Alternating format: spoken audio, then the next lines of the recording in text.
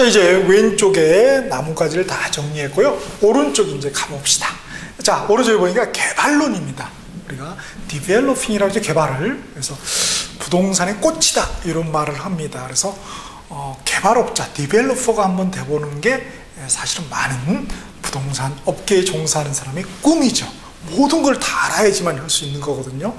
그래서 지방 같은 경우에 뭐 이렇게 유명 건설회사들 있죠. 예컨대 뭐 삼성물산 건설부문이라든지 아니면 뭐 현대건설 이런 데서 이렇게 아파트들이 올라가잖아요, 그죠? 그럼 대부분 많이 착각들을 하시더라고요. 아, 거기서 이렇게 분양한 줄. 물론 그런 것도 있습니다. 그 건설회사들이 개발업자가 되는 경우도 있어요. 그러나 이제 많은 경우가 어떤 경우가 있냐면은 이 브랜드만 빌리는 거예요. 브랜드를 빌리고 개발은 그죠? 개발은 진짜 개발업자가 하는 거예요. 그러니까 건설업자, 시공사하고 구별을 하셔야 돼요. 디벨로퍼냐, 컨스트럭터냐. 이게 좀 차이가 있어요. 물론 같은 경우도 있겠지만은. 그래서 이 개발업자가 정말 중요하죠. 저도 이제 대학원에서 부동산 개발을 전공했는데 그래서 잘 모르겠더라고요. 그래서 정말 매력 있는 파트입니다. 자, 그러면 기본적으로 우리 교재에서 이 개발론 이 해가지고 두 번째 종류라고 나와있죠. 개발에는 어떠한 종류가 있을까? 그렇죠? 또 개발을 갖다가 분류를 해보는 거예요. 자, 보니까 물리적 측면 해가지고 뭐예요? 새로 개발하는 거예요. 신개발 이렇게 하죠. 험개발은 뭐예요? 재개발. 우리 재개발 많이 들어봤죠? 뉴스에서. 근데 재개발을 또 이렇게 좀 세분을 했네요. 수복 재개발, 개량 재개발, 보전 재개발, 철거 재개발. 그래서 이 개념들을 구별을 해야 돼서 수복은 뭐예요? 파손된 부분만 개발하는 거예요. 파손된 부분만 재개발하는 거. 다른 데는 안 건드려. 이게 수복 재개발. 수복이라는 게 우리 서울 수복. 뺏긴 부분만 찾는 거죠? 수복. 똑같네. 그 다음에 개량. 개량은 뭐예요? 파손된 부분만 하는 게 아니라 그 주변까지 이렇게 재개발하는 게 개량 재개발입니다. 그 다음에 보전 재개발은 뭐예요? 파손되기 전에 미리 재개발하는 거죠. 그렇죠? 그 다음에 철거는 아예 그냥 아예 철거시키고 재개발하는 거. 이게 우리가 재개발이라고 합니다. 철거 재개발. 다음에 개발은 말이죠.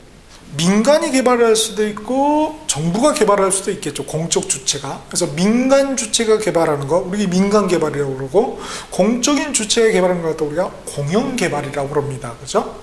공영 개발. 그래서 뭐 예컨대 공영 개발에 공공임대주택 공급 이런 건 공영 개발 아니겠어요? 공영 개발. 그죠? 근데 대부분 이제 건설회사라든지 개발업자가 이렇게 하는 게 뭐예요? 민간 개발이죠. 그럼 중요한 건 뭐예요? 이쪽이 좀 더 중요하겠죠. 그래서 우리 종류의 가로 3번에 부동산의 민간 개발 방식 있죠? 민간 개발 방식 보니까 자기 혼자 다 해. 북치고 장구치고 다 하는 거. 그게 뭐예요? 자체 사업입니다. 토지 소유자가 그냥 혼자 다 하는 거야. 그 다음에 토지 소유자는 토지만 가지고 있는데 자기가 이걸 잘 융합을 시킬 줄 몰라. 이걸 엮어낼 줄 모르는 거예요. 그죠? 오케스트라를 지휘를 못해. 그러면 이 오케스트라가 누구라고? 개발업자. 그래서 개발업자를 끌어들여서 토지 소유자하고 개발업자하고 공동으로 개발하는, 이게 지주, 땅 주인하고 개발업자하고 공동으로 사업한다 해서 지주 공동사업이라고 이렇게 또 부릅니다. 다음에 세 번째 신탁개발이 있죠? 신탁개발. 요거는 뭐예요? 토지 소유자가 법적으로 신탁회사에 소유권을 아예 넘겨버리고 다 하는 거예요. 그죠? 요거 대신 이제 이익이 귀속되겠죠. 그죠? 요게 이제 신탁개발입니다. 믿을 신자. 법적으로 믿는 거죠? 부탁할 탁자. 요게 신탁개발. 그 다음에 이제 뭐 예컨대 인천공항을 하나 이런 거 공항을 하나 개발한다 이럴 수도 있거든요. 그때는 워낙 자금이 막대오고 이게 그죠? 여러 개의 회사가 참가해요. 그때는 뭐예요? 컨소시엄을 구성한다 이런 표현 들어보셨죠? 그렇게 해서 개발하는 걸 갖다 우리가 컨소시엄 구성 방식이다 이런 표현을 쓰는 것입니다. 그런데 그것도 민간 토지 개발 종류의 그 표가 나와 있죠. 거기에 보니까 두 번째 지주 공동사업은 또 이렇게 4개로 세분이 되네요. 공사비 대물 변제형, 같은 말로 등가 교환형. 요건 뭐냐면은 토지주는 토지밖에 없죠. 가진 게 토지밖에. 그러면 이제 건물이 지어질 거 아니에요. 그럼 이걸 딱 예컨대 뭐 절반씩 나눈다든지 아니면 그 가액에 비례해서 나누겠죠. 기여도에 따라서. 그걸 개발업자 야, 이거 대물, 공사비 대신의 물건으로 대물, 응? 물건이 되고 상가 이런 게 되겠죠. 이걸 갖다가 변제를 한 거예요. 그래서 등가교, 동등한 기한 가치만큼 나누는 거죠, 그렇죠? 교환하는 거죠. 그래서 등가 교환 방식이다 이렇게 표현을 합니다. 그 다음에 공사비 분양금 정산형 있죠? 공사 분양하고 나서 팔린 거 이제 주는 거죠, 그렇죠? 개발업자한테. 그 다음에 투자자 모집형, 투자자를 모집하는 거예요. 사업 위탁형, 개발업자에게 이렇게 사업을 위탁해서 이제 맡기는 거죠. 좀 차이가 있어요 보니까. 그러한 미미한 차이점을 또 구별하는 거예요. 이제 살은 이제 나중에 붙여야 되겠죠, 우리가. 자, 그러면은 개발이라는 것은 말이죠, 사실 투자 중에서 아주 적극적인 투자예요. 그렇죠? 그러니까 우리 투자에도 위험이 따랐죠. 역시 그러니까 개발도 하나의 투자이기 때문에 위험이 따를 수밖에 없겠네요. 그죠? 그래서 세 번째, 개발에 따르는 위험 이렇게 적어져 있죠. 워퍼드라는 사람이 시장 위험, 비용 위험, 법적 위험 이렇게 구별을 해놨네요. 자, 시장 위험은 시장의 불확실성에 따른 위험이에요. 시장이 어떻게 바뀔지, 그죠? 수요가 증가될지 감소될지, 지금 같은 확 이렇게 이거 모르는 거예요. 그러니까 개발업자 입장에서는 굉장한 리스크죠, 그죠? 이건 피할 수가 없어요, 피할 수가. 그 다음에 비용 위험, 인플레 이런 거 발생되면 이 건축자재 철근이 갑자기 확 폭등할 수가 있잖아요. 이게 위험이에요. 그 다음에 법적 위험. 그게 갑자기 뭐예요? 개발 제한 구역, 우리가 그린벨트라고 그러죠? 갑자기 묶어버려. 부지를 샀는데 이거 황당한 거죠. 그러니까 개발에는 항상 이런 위험이 따르기 마련입니다. 그렇죠? 그러면 이런 위험을 그냥 가만히 놔두고 볼 거예요? 앞에 우리 투자론에서도 뭐예요? 회피했다는 그게 뭐예요? 포트폴리오. 그렇처럼 여기도 밑에 카드만의 구분 밑에 보니까 시장 흡수율 분석 이런 또 용어가 나오나요? 보니까 공급된 부동산이 시장에서 어느 정도 흡수됐는가, 어느 정도 팔렸는가, 요거. 그러면 요게 수치가 높으면, 흡수율이 높으면은 뭐예요? 많이 팔렸다는 거죠. 그러니까 뭐예요? 위험은 적다는 게 되겠네요. 그렇죠? 그렇게 이제 개념을 생각을 쭉쭉 밀면서 이해를 하면 되는 겁니다. 자, 그러면은 앞에 우리 투자론에서도 중요한 테마가 바로 투자를 할 건가 말 건가, 투자의 타당성 분석을 하는 게 중요하겠죠. 그렇죠? 중요했죠. 역시 여기도 개발이라는 투자, 개발을 할 건가 말 건가, 과연 타당성이 있는가 없는가, 요거를 분석하는 게 중요했죠. 그래서 네 번째, 개발의 타당성 분석입니다. 개발의 타당성 분석, 요게 좀 중요할 수밖에 없겠죠. 그래서 보니까 먼저 하는 선행 분석이 있고 나중에 하는 후행 분석이 있습니다. 보니까 먼저 시장을 전체적인 걸 시장이 어떻게 들어가는지, 그죠? 시장을 분석하겠죠? 그 다음에 뭐예요? 과연 이게 경제성이 있을까, 수익성이 있을까, 이걸 분석하는 게 바로 경제성 분석입니다. 자, 이렇게 분석을 해나간다, 절차가. 근데 시장표를 보니까 시장 분석에는 단계가 있죠. 지역 경제 분석, 시장 분석, 시장성 분석, 이런 단계를 거쳐요. 시장 분석은 뭐냐면 수요 공급 분석하는 거예요. 수요 공급. 그에 반해서 시장성 분석은 시장성이 있냐 없냐, 이게 팔릴 가능성, 즉 매매 임대 가능성이 있냐 없냐, 이걸 분석하는 거예요. 그 다음에 이제 경제성 분석은 타당성 분석, 투자 분석, 이렇게 되는 것입니다. 자, 그 다음 개발의 단계가 있죠. 다섯 번째, 개발을 그냥 주먹구구식으로 하는 게 아니죠. 일정 단계에 걸쳐서 하는 게 좋습니다. 보니까 총 7개의 단계로 그림이 되어 있습니다. 자, 첫 번째 구상 단계, 아이디어 단계가 있죠. 그래서 그 다음에 뭐예요? 대충 한번 타당성이 있는 거, 대충 타당성 분석이 예비적 타당성 분석이라고 부릅니다. 그 다음에 뭐예요? 대충 해서 이거 될 것 같으면 바로 부지 매입합니다. 그렇죠? 왜? 이 정보가 새거나 아니면 딴 놈이 그 자리에 들어갈 수가 있잖아요. 그러니까 미리 부지를 매입해요. 그리고 나서 이제 본 타당성 분석을 하는 거예요. 그리고 이제 금융이라든지, 그죠? 재정 분석, 금융을 어떻게 할 것인지, 그 다음에 건설을 어떻게 할 것인지, 그리고 이제 마케팅, 분양 임대를 어떻게 할 것인지. 그래서 이러한 절차에 의해서 개발이 이루어지더라. 쉽게 이해할 수가 있죠. 다음에 우리 공항철도라든지, 그죠? 고속도로 이런 거 있잖아요. 천안 논산간 고속도로. 그런 거 들어보셨죠? 그다음에 뭐 춘천 가는 그런 고속도로 이런 것들 고속도로는데 말이죠. 정부가 돈이 있으면 마냥 고속도로를 지을 수 있겠지만은 돈이 없어요. 그런 경우는 뭐예요? 민간을 끌어들이는 거예요. 어떤 이익을 줘서 인센티브를 줘서 그러한 게 뭐예요? 그게 바로 맨 뒤에 보시면은 표에 사회 간접 자본시설 사업 시행 방식. 우리 사회 간접 자본시설 SOC라고 그랬죠? 이런 거. 그래서 민간 투자 사업 방식이 있습니다. 그래서 그 개념들을 구별하는 특히 이제 우리 BTO하고 BTL을 구별하는 게 중요해요. 그래서 이거는 오리지널 사운드를 알면 된다고 그랬죠? 영어입니다. BTO는 보니까 빌드, 건설을 하고 트랜스퍼, 이전을 하고 소유권을 넘긴다는 거죠. 정부한테. 그리고 운영을 한다는 거예요. 운영해서 운영 수익은 자기가 가져가야겠죠. 그렇죠? 그래서 사업권을 주는 거예요. 대부분 이게 고속도로에서 많이 민자 고속도로가 이런 경우죠. 소유권은 이제 이미 국가 거죠. 근데 이제 사업 운영권은 그 건설회사 개발업자한테 있는 거예요. 그래서 통행료를 걔들이 다 가져가잖아요. 또 막 부족하게 되면 막 보존도 해주고 그래서 그게 몇 조가 샌다고 그래요? 큰일 났어요. 그죠?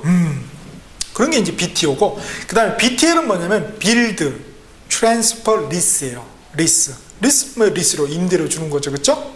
소유권을 넘긴 대신에 이게 운영을 갖다가 이 민간 사업자가 하는 게 아니고 이렇게 임대료만 받는 거예요. 정부가 알아서 하고. 그죠? 이게 이제 BTL입니다. 자, 그러한 개념이 있다는 거. 그 다음에 부동산을 개발한다는 것은 사실 어떻게 보면 이용적 측면이죠. 그래서 부동산 이용 파트를 한번 보자고요. 그래서 우리가 뭐 이용론이다 이렇게 독립해서 보기도 하지만 그냥 부동산 이용해서 뒤에 간략하게 정리를 해왔습니다. 그 이용에서 나오는 용어에서 보니까 두 번째 부동산 이용에서 가로 2번에 토지 이용의 집약도, 생산 요소의 대체성 이런 말이 나오네요. 요 개념 우리 다 알고 있어요. 다 알고 있어요. 밥 먹을 때 집에서 엄마가 밥 공기에 담아줄 때는 어떻게 담아줍니까? 그냥 떡으로 만들어서 꾹꾹 눌러가지고 그죠? 우리 아들 딸 그냥 맞이 커라 하면서 그죠? 안 먹으면 주걱으로 그냥 때리기도 하고 그러잖아요. 그죠? 안 맞아보셨나? 이렇게 요걸 갖다 우리가 뭐냐면은 집약해다 집합시켜 밥알들을 집합해서 축약시켜 눌러버린 거예요. 이걸 갖다 집약적이다 이런 말을 쓰는 거죠. 그에 반해서 식당에 가면 어떻게 돼요? 쓱 해서 뭐예요? 그거 누르는 것도 아니에요. 그죠? 안 누르면 좋겠어 제발. 아니 안 누르는 게 아니라 안 누르면 괜찮다 이거야. 엄마처럼.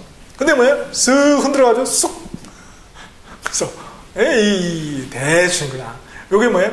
요걸 갖다가 어려운 표현으로 조방적이다 이런 말을 씁니다. 조방적. 풀빵적. 밥알들이 막 흩어져 다녀 막 계속 셀 수가 있어. 엄마가 담아주면 셀 수가 없잖아요. 이런 거. 그래서 토지 이용의 집약도 말은 결국은 뭐예요? 밥 공기 대신에 토지가 온 거야. 그죠? 밥알 대신에 뭐가 온 거예요? 노동하고 자본이 온 거예요. 그런 정도. 그걸 갖다 우리가 토지 이용의 집약도라고 합니다. 또는 생산 요소의 대체성. 원래 생산 요소는 우리 토지가 있잖아요. 토지. 가장 기본적인. 근데 토지가 너무 비싸면 토지 대신에 옆에다가 토지가 싸면 이렇게 옆에다 또 짓고 하면 되잖아요. 낮은 층수로. 근데 그렇게 못 지어. 너무 비싸니까. 그러니까 그 토지라는 거 생산 요소인 토지라는 걸 대신해서 그 위에 뭐예요? 그거 대신에 노동하고 자본. 돈을 그냥 쏟아붓는 거예요. 고층 건물을 짓는 거죠. 그죠? 그게 육상빌딩. 육상빌딩이 바로 토지 이용의 집약도를 아주 잘 설명한 것입니다. 그러니까 앞으로 육상빌딩. 나는 육상빌딩이 없는데 그럼 뭐예요? 비슷한 거 찾아보세요. 그렇게 그거 보면서 뭐예요? 토지 이용의 집약도 생산 요소의 대체성이 상당히 높군. 이렇게 지나가면 옆 사람이 뭐라고 그래요? 미쳤네. 그러죠. 미치면 미칩니다. 미쳐야 합격할 수가 있어요. 다음에 토지를 쓰려면은 뭐 공짜로 씁니까? 그냥 돈을 내라 그럽니까? 돈 내라 그러죠, 그죠? 빌린가? 토지를 팔면은 지가, 토지를 빌리면 지대, 임대, 초지의 임대에서 지대라고 합니다. 지가 지대에 대한 이론들이 또 있어요.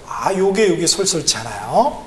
그래서 지가 및 지대가 있죠? 거기 지가 및 지대론이라는 표가 있을 거예요. 보니까 좀 학자들은 또 학파를 나누는 걸 좋아해요. 우리는 뭐 파하면은 대파, 양파 이런 거밖에 모르는데 학자들은 파를 아주 잘 나눠요. 그래서 직감이 지대론이 있어요. 보니까 고전학파하고 신고전학파 이렇게 두 가지로 크게 나눌 수가 있네요. 자, 고전학파 보니까 지대를 갖다가 불로소득으로 본 거야. 이게 공짜야. 신께서 준 토지를 공짜 불로소득. 그에 반해 신고전학파는 이거 필요한 것만 아니냐. 생산 요소에도 꼭 들어가는 토지가 이거 지대 이런 생산비다. 건전하게 보는 거죠. 불건전, 건전 이렇게 그렇죠? 보는 거죠. 우리가 같은 미술을 보더라도 뭐예요? 이렇게 좀 관점이 다르잖아요. 그러듯이 똑같은 거예요. 그래서 고전학과 보니까 리카도의 차액지대론. 리카도라는 이 양반은 차액지대론을 주장했구나. 그죠? 그래서 차액지대라는 건 뭐냐면은요, 그 표에 내용이 더 있으시, 이 해당 토지가 있다 이거죠? 그럼 이 토지가 도시 중심부에 있어. 그럼 이 멀어지는 이 토지, 한계지가 있겠죠. 그죠? 이 한계지, 여기 토지의 생산성에서 한계지, 저쪽 시골 토지의 생산성을 빼. 그것만큼이 지대로 지불이 돼야 된다. 그게 지대라 있는 거죠. 그렇죠? 따라서 맨 끝에 있는 요 토지 한계지는 지대가 없다. 제로다. 이걸 주장하는 거예요. 그에 반해서 막스, 우리 공산주의를 만든 양반이죠. 이 막스는 이게 그게 아니더라. 보니까 한계지도 자기가 토지 가지고 있다는 것만으로 지대를 받아서 돈을 막 쓰더라. 그래서 막스 아닙니까? 뭐 썰렁했나? 여하튼 그래요. 그거 막스예요. 막스. 막 쓰더라. 한계지의 지대가 막 생기니까 막 쓸 거 아니에요? 자, 그런 거. 그래서 이런 개념들. 그 다음에 튀는 애가 꼭 나오죠. 튀넨의 입지교차 지대론이라는 게 있죠. 또는 위치지대설. 그래서 지대는 수성비 절하뿐이 결국은 지대더라. 수성비를 굉장히 중요시다라는 학답입니다. 그래서 이제 요 고전학파, 요런 얘들을 잘 구별하는 게 중요해요. 그렇죠? 그 다음에 이제 신고전학파는 뭐, 마샬부터 노스까지 있죠? 이런 애들이 마샬은 위치를 중요성을 강조했고, 허드는 접근성을 강조했더라. 뭐 이런 개념들 살짝 눈여겨보면 되죠. 처음에는. 그 다음에 이제 마지막으로 보면은 뭐 도시 구조 이론 또는 도시 공간 구조론이 여러 개 나와 있습니다. 그래서 동심원 이론이네, 선형 이론이네, 유상 도시 이론이네, 다핵심 이론이네. 그래서 도시 공간이 어떻게 구조를 이루는지, 동심원 구조를 이룬다. 그러면은 그건 뭐 동심원 이론이죠. 그죠? 중심 업무 지역이 있고, 전위 지역이 있고, 저소득층이 고소득층 지역이 있고, 뭐 통분자 지역이 있다. 그죠? 이런 동심원 모양으로 어떤 그 구조가 공간이 이렇게 쪼개지더라. 그러면 이제 동심원 이론. 그래서 버제스 노스가 주장했고요. 그 다음에 선형은 뭐야? 선이 부채 선자입니다. 부채 모양이더라. 그러면 이제 선형 이론 호이트가 주장했고, 유상은 이제 부채가 두 개, 리본이죠. 리본 모양. 그게 이제 유상 도시 이론이 되는 것이죠. 그 다음에 해리스 울만 다핵심 이론. 보니까 도시의 아주 중요한 핵심이 여러 가지더라. 그렇죠? 그게 다핵심이죠. 그래서 거기 날개박스에 그림으로 아주 극명하게 설명을 해놨죠. 다핵심 요새 잘 설명하고 있죠. 강남 스타일, 강남 스타일, 뭐 신촌 스타일, 신도림 스타일. 서울은 그러니까 다핵심 이론이 딱 적정인데 현재적 도시에 이렇게. 그렇죠? 자, 이렇게 우리 강론의 이제 5번째 나무까지 개발론에 대해서 한번 정리를 해 보았습니다.